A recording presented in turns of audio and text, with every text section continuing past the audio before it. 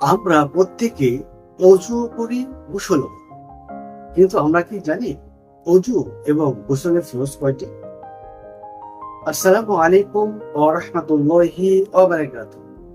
বিসমিল্লাহ, আলহামদুলিল্লাহ, ওয়াসসালাতু ওয়াসসালামু আলা রাসূলিল্লাহ। কাছে কিংবা দূরে, দেশে কিংবা বিদেশে, যে যেখানে আছেন, যে যেখানে দেখছেন এবং ভবিষ্যতে দেখবেন, সবাইকে আন্তরিক শুভেচ্ছা এবং অভিনন্দন জানিয়ে শুরু করছি অত্যন্ত গুরুত্বপূর্ণ একটি আলোচনা। আর সেটা হলো অজু এবং গোসলের ফরজ কয়টি। অত্যন্ত চমৎকার একটি আলোচনা হতে যাচ্ছে। যদি ভালো লাগে অবশ্যই চ্যানেলটিকে সাবস্ক্রাইব করবেন, লাইক, কমেন্ট এবং শেয়ার করে অন্যদেরকে জানার সুযোগ করে দিবেন। তাহলে চলুন আমরা কথা না বাড়িয়ে আমাদের মূল আলোচনায় চলে যাই।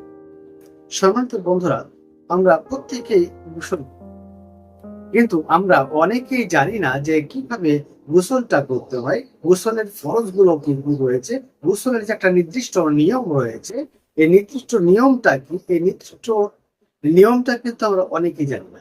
তো আজকে আমার আলোচনার বিষয় যে কিভাবে আপনি গোসল করবেন এবং গোসলের যে একটা ফরজ রয়েছে, এই ফরজটা কি, এই ফরজটা নিয়ে মূলত আমি আজকে আপনাদের সামনে আলোচনা করব।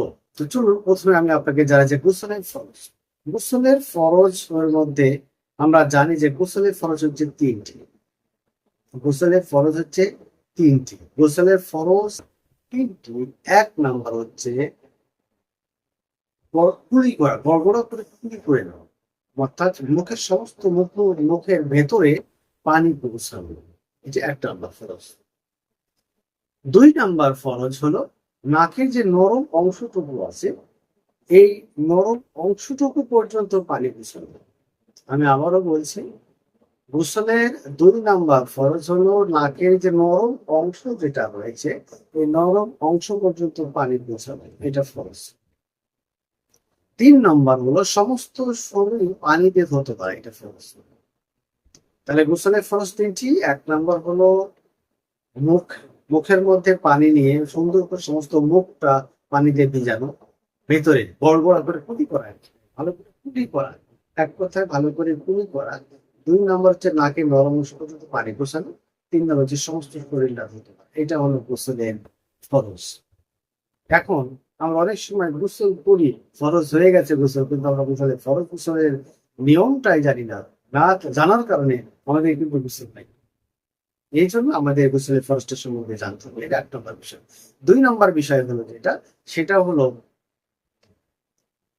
অজুর ফরজ। এটা অত্যন্ত গুরুত্বপূর্ণ একটা বিষয়। অজুর ফরজ কিন্তু আমরা অনেকেই জানি না।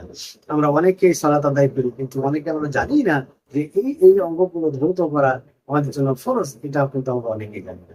চলুন আমি আজকে আপনাদেরকে জানানোর চেষ্টা করছি। অজুর ফরজ হচ্ছে চারটি। অজুর ফরজ চারটি। অজুর ফরজ কয়টি বললাম? অজুর ফরজ চারটি।